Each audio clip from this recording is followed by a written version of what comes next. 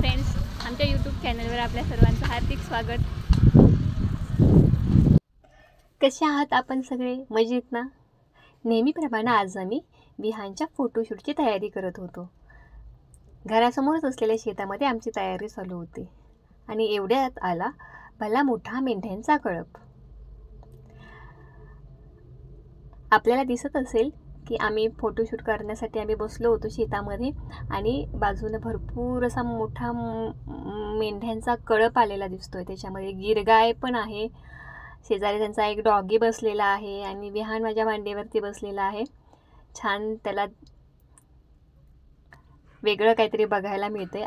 एवढ्यात दुसऱ्या बाजूने आणखी एक मोठा मेंढ्यांचा कळप शेतात येताना दिसतोय आपल्याला। आणि मग आम्ही गेलो त्या मेंढ्यांच्या जवळ।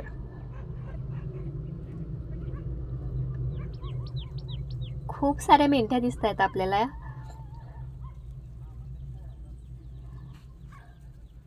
शेजारीच असलेल्या टॉवरच्या भिंती ज्या दिसत आहेत आपल्याला, त्याच्या आतमध्ये खूप मोठा परिसर आहे आणि त्याच्यामध्ये गवत उगवलेलं आहे भरपूर। तर मेंढ्यांना ते खाण्यासाठी बोलवलेलं आहे आणि भरपूर मोठी झाडं पण आहेत आतमध्ये।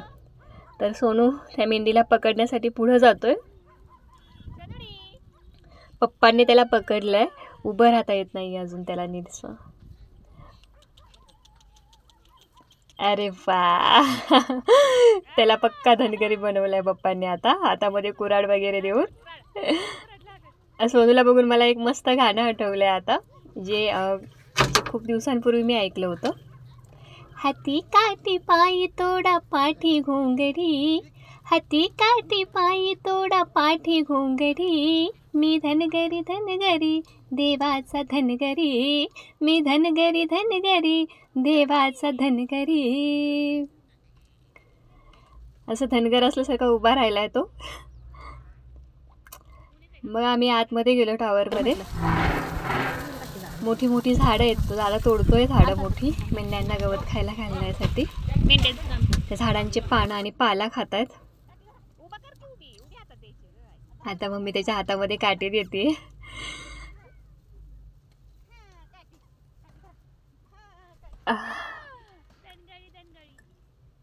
छान वाटतंय त्याला त्या मेंढ्यांकडे बघून।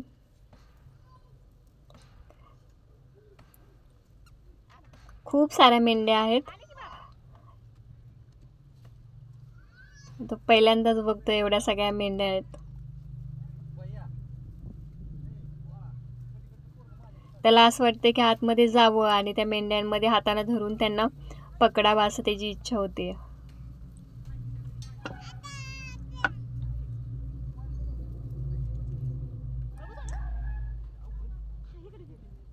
असं शेतामध्ये बऱ्याच मेंढ्यांचे कळप आता यायला सुरुवात होते।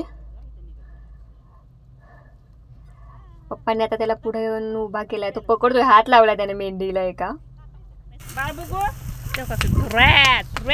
वाटतंय त्याला। वर वर बाबळाय, बाबळीची एकच डाळ आहे, जाय आत नाही वर जावं लागेल। बरीचशी झाडं आतमध्ये होती, मोठी मोठी पाला खातात मेंढ्या सगळ्या। त्याला लई छान वाटतंय। मेंढ्या म्हटलं की आठवतो तो आणि धनगराच्या मेंढ्या, असं एक समीकरण बनलेलं असतं। खंडोबानं धनगराचं रूप घेऊन बानूच्या वाड्यावर जातो आणि तो तिची मेंढरं राखत असतो, अशी एक आख्यायिका आपल्याला ऐकायला मिळते। त्याच्याशी सुंदर रिलेटेड एक गाणं मी ऐकलेलं आहे। धनगर वाड्यात घुसला ग देव, धनगर वाड्यात घुसला, धनगर वाड्यात घुसला ग देव, धनगर वाड्यात घुसला, धनगर वाड्यात घुसला ग देव, धनगर वाड्यात घुसला, बानूच्या नादी फसला ग पया, धनगर वाड्यात घुसला, बानूच्या नादी फसला ग पया, धनगर वाड्यात घुसला। नाही, तुझा चेहरा दिसतोय हे, पण तुझा हित असतं तर दिसले असता अजून। हां, बऱ्यापैकी सोनू आतमध्ये आम्ही आलेलो आहोत मेंढ्यांच्या जवळ।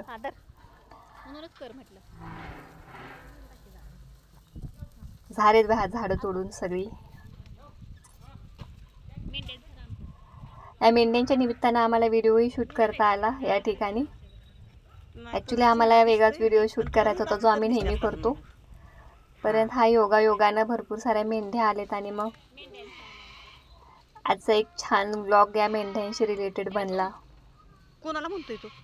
धर काय बरेच गवत आहे आजूबाजूला, सो उभं राहता येत नाही आणि सोनूला मला कडेवरती घेऊन उभं राहावं लागले.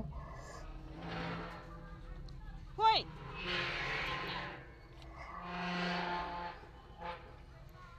हा चल.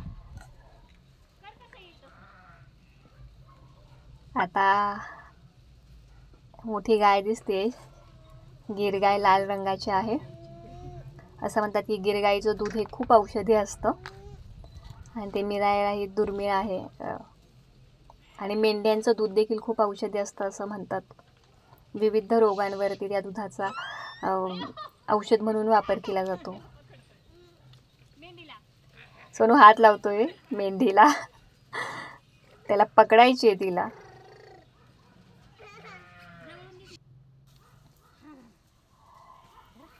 आता थोडं थोडं उभा राहायला शिकतोय, तर उभा राहिलेला आहे थोडासा आधार घेऊन झाडाच्या फांद्यांचा छोट्या छोट्या.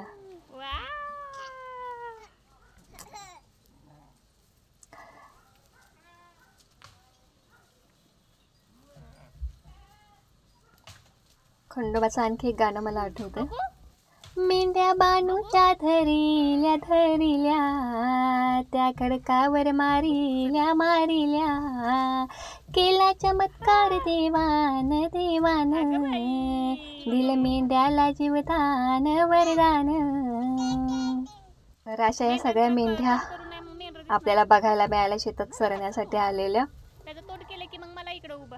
आणि सोनूनं खूप एन्जॉय केलं या सगळ्या मेंढ्यांच्या सोबत.